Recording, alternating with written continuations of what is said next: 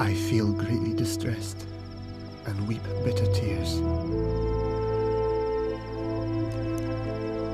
Livingstone had paid a high price for his beliefs, and his grief would not end with the death of his wife. He had set out to civilize Africa through commerce. But back in England, popular enthusiasm for his exploits was generating a new hunger for conquest.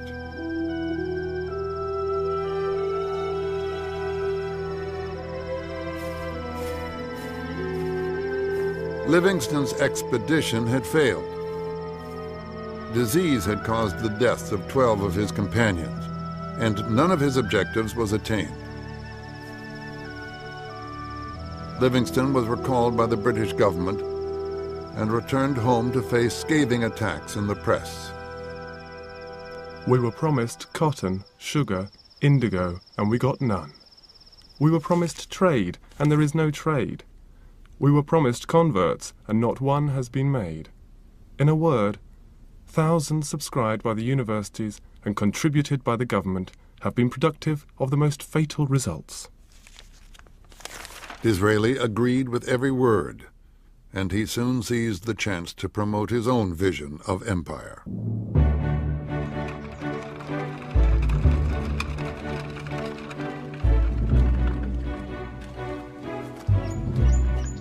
When he won the next election, the Queen greeted his victory with delight.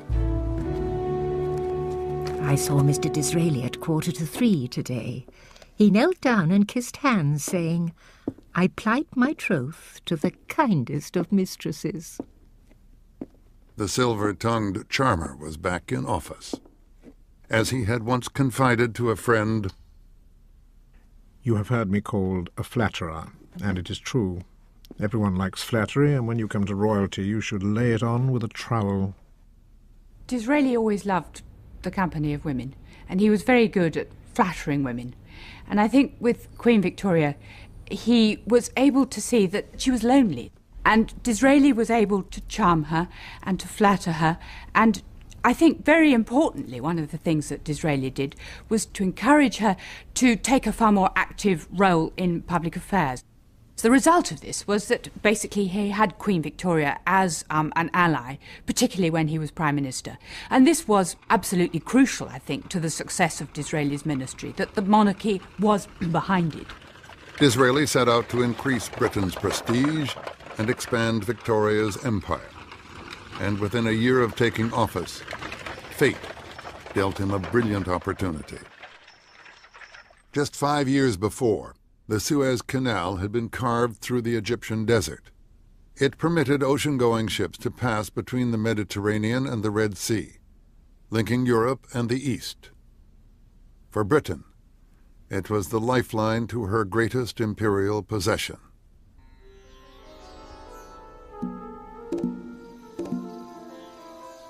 India, with 400 million people, was the largest overseas territory any empire has ever owned. The Queen called it the most precious jewel in her crown, and Disraeli feared that a rival power would cut the new imperial artery. The Suez Canal was absolutely crucial to Britain's empire. Suez was the jugular vein, if you like, of the British Empire. It was through the Suez Canal that the route to India, the short route to India, which was so strategically important, happened. So for Disraeli, it was very important, and he was quite right in this, I think, that Britain should have a controlling influence over the Suez Canal. The shares in the Suez Canal Company were owned by a number of French investors and the ruler of Egypt, the Khedive. The Khedive had spent Egypt's wealth on palaces, museums, and railways. Now he was deep in debt to banks in London and Paris. The canal showed no prospect of paying a dividend for years, and he desperately needed funds. In 1875, he made a secret offer to the British. Disraeli wrote urgently to the Queen. "Mr. Disraeli, with his humble duty to your Majesty, The Khedive, on the eve of bankruptcy, appears desirous of parting with his shares in the Suez Canal and has communicated confidentially. It is an affair of millions, about 4 at least, but it is vital to your Majesty's authority and power at this critical moment that the canal should belong to England. The Khedive now says that it is absolutely necessary that he should have between 3 and 4 million sterling by the 30th of this month. Scarcely breathing time, but the thing must be done. The Queen replied by telegram the following day, approving his course of action, but fearing that it would be difficult to arrange. Normally, Parliament could have granted a government loan, but Parliament was not in session, and a French consortium had already bid for the shares. Disraeli sent his private secretary to seek help from an old friend. Baron Rothschild was the head of the great banking family and one of the richest men in the world. The secretary explained that Disraeli needed £4 million, the price of the Khedive shares in the Suez Canal. "When?" asked Rothschild. "By tomorrow," answered the secretary. Rothschild picked up a grape, spat out the pits, and said, "What is your security?" "The British government," was the reply. "You shall have it," said the Baron. Disraeli wrote to the Queen in triumph, "It is just settled. You have it, madam. The French government has been outgeneraled, and the entire interest of the Khedive is now yours." The Queen was delighted. Disraeli treated her not only as his monarch, but as a woman, and a woman of intelligence.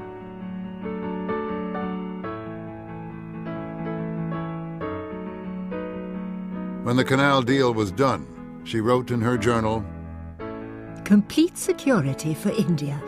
An immense thing. Mr. Disraeli said that my support had been a great help. His mind is so much greater, and his apprehension of things great and small so much quicker than that of Mr. Gladstone.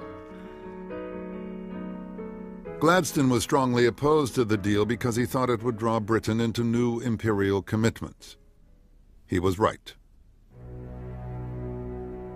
The Suez Canal was to drag the British deeper and deeper into the murky politics of the Middle East. The overlords of the entire region were the Turks, but many of their subject peoples were rising against them. Faced with rebellion on all sides, the Turks resorted to mass slaughter.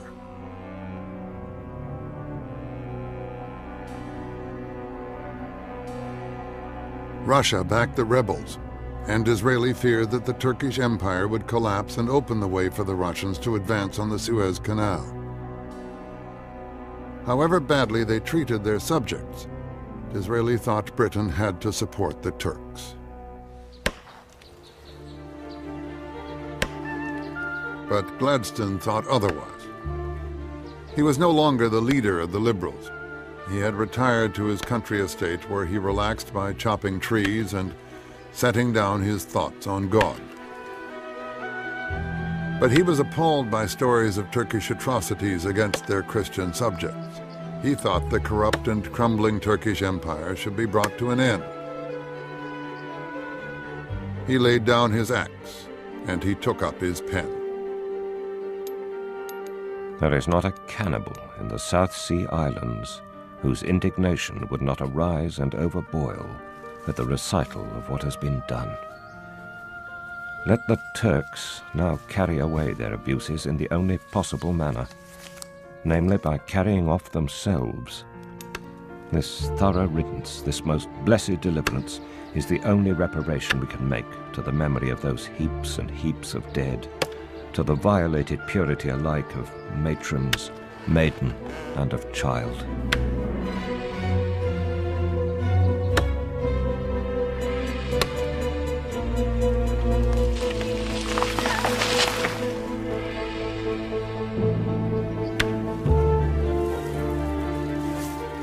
Disraeli called the style of Gladstone's protest vulgar, remarking that of all the atrocities, Gladstone's writings were probably the worst.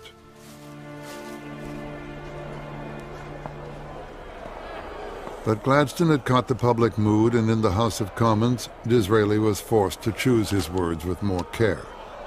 Our duty at this critical moment is to maintain the Empire of England, nor will we agree to any step, though it may obtain for a moment comparative quiet and a false prosperity, that hazards the existence of empire.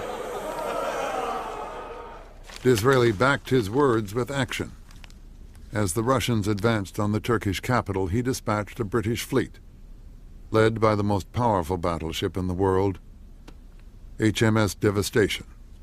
Public opinion swung to Disraeli's side.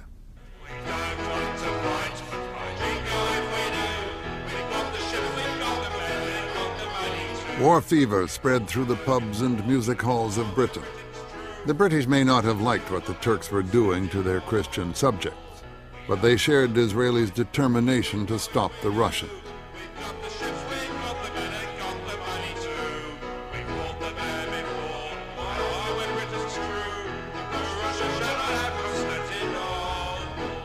Most ordinary British people see Russia as an antithesis of Britain. Here is Britain, progressive and enlightened. There is Russia, ignorant, backward, ruled by a despot, with most of its population in abject slavery as serfs. So there was a sort of great deal of Russophobia in Britain. Russia was just disliked as an odious country. Fearful of war with Britain, the Russians agreed to negotiate. Disraeli set off to attend peace talks.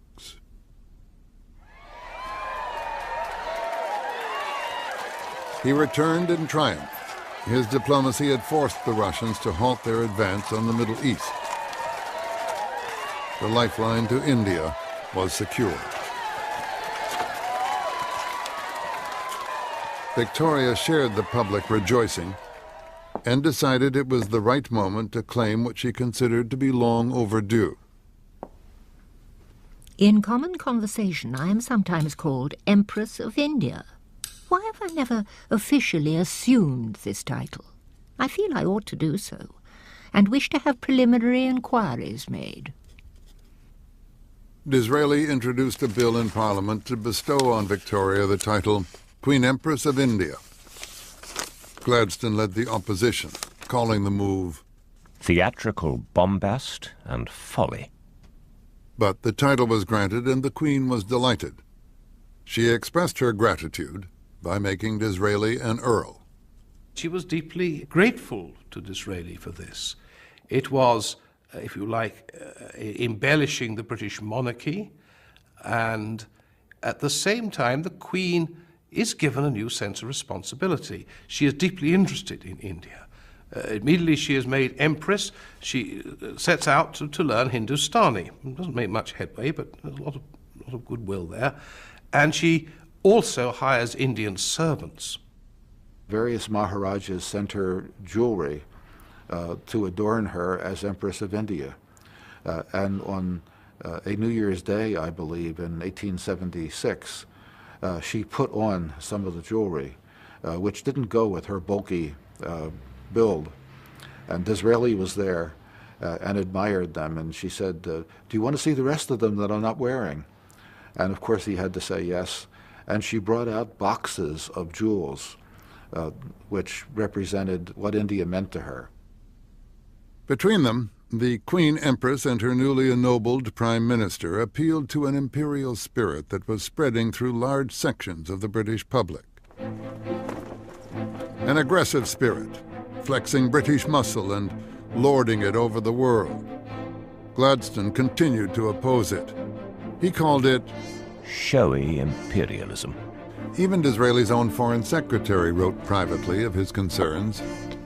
Disraeli believes thoroughly in prestige and would think it in the interests of the country to spend 200 millions on a war if the result was to make foreign states think more highly of us. The Queen backed Disraeli to the hilt. If we are to maintain our position as a first-rate power, we must, with our Indian empire and large colonies, be prepared for attacks and wars somewhere or other continually. But the strain of this imperialist policy was beginning to show. Livingstone's expedition had failed. Disease had caused the deaths of 12 of his companions, and none of his objectives was attained. Livingstone was recalled by the British government and returned home to face scathing attacks in the press. We were promised cotton, sugar, indigo, and we got none. We were promised trade, and there is no trade. We were promised converts, and not... Very good at flattering women. And I think with Queen Victoria, he was able to see that she was lonely. And Disraeli was able to charm her and to flatter her. And I think very importantly, one of the things that Disraeli did was to encourage her to take a far more active role in public affairs. So the result of this was that basically he had Queen Victoria as an ally, particularly when he was Prime Minister. And this was absolutely crucial, I think, to the success of Disraeli's ministry. I saw Mr. Disraeli at 2:45 today. He knelt down and kissed hands, saying, "I plight my troth to the kindest of mistresses." The silver-tongued charmer was back in office. As he had once confided to a friend, "You have heard me called a flatterer, and it is true. Everyone likes flattery, and when you come to royalty, you should lay it on with a trowel." Disraeli always loved the company of women, and he was very... I feel greatly distressed and weep bitter tears. Livingstone had paid a high price for his beliefs, and his grief would not end with the death of his wife. He had set out to civilize Africa through commerce. But back in England, popular enthusiasm for his exploits was generating a new hunger for conquest.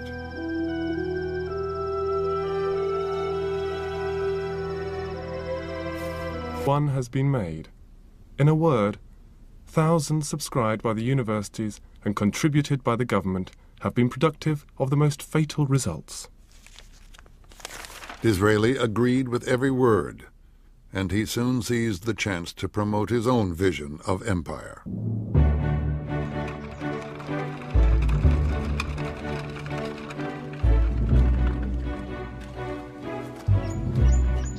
When he won the next election, the Queen greeted his victory with delight.